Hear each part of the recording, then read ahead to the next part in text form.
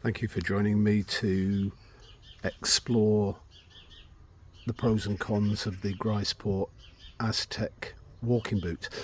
Anyone familiar with Grisport will probably regard them as a good value for money option in hiking and leisure footwear. They do all sorts of things, including gamekeeper boots through to just ordinary town shoes. The first video I did on this channel were my brother-in-law's Exmoor, I think they're called, so you might want to have a look at that. And he's been very pleased with them, so much so that he bought another pair. Now, I don't want to be condescending about people who buy Grisport.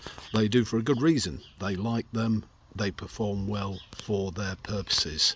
I'm probably going to take a bit of a different take. It's worth thinking about what sort of offerings Grisport make. Unlike a lot of manufacturers, they don't do, for example, with Keen, you can get this Targi 3 in a wide fit, which I have, but also regular fit.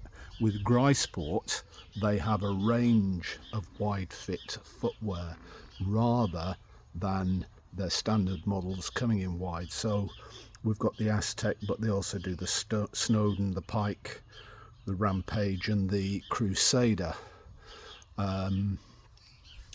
With the Aztec, this one is Crazy Horse. They also do a brown waxy leather. I have conditioned this one, and that was revealing. I didn't condition the other boot. Can you see the shiny bits there? That is where the conditioner has not soaked into the supposed leather in the tongue, the bellows tongue, and the collar. Grisport say this is a leather collar. I beg to differ. It might have a thin veneer of leather, but I think it's been plasticized because conditioner is just not soaking into it. They are a very supportive boot, I've got to say that, but for me, I'm wishing I didn't get them for several reasons. Fair dues to Grisport, they describe this boot as an E-fit. Interesting that they choose American sizing for width, but it's a Euro sizing for length. It's a Euro 47. And if we look, I've said before, even though Keen don't say these are an American treble E, I'm pretty sure they are.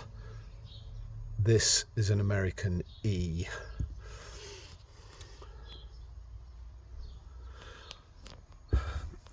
One of the main reasons why I got this, other than the wide fit, was the leather, and that's a disappointment too.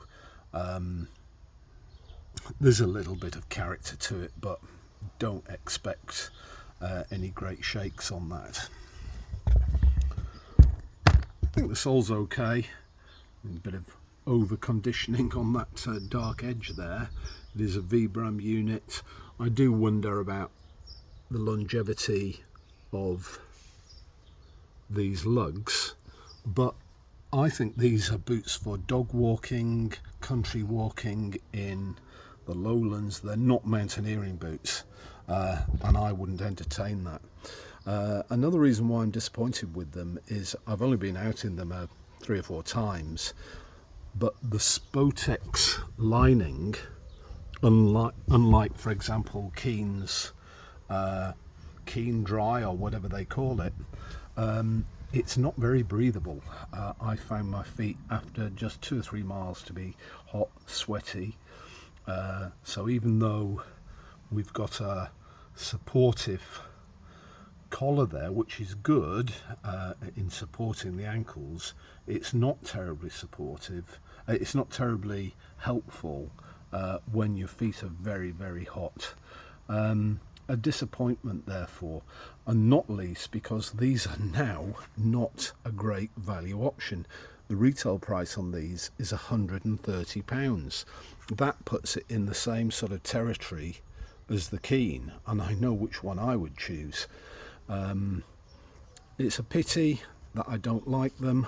I put them next to the Mindel shoe, and that heel collar, that is all leather.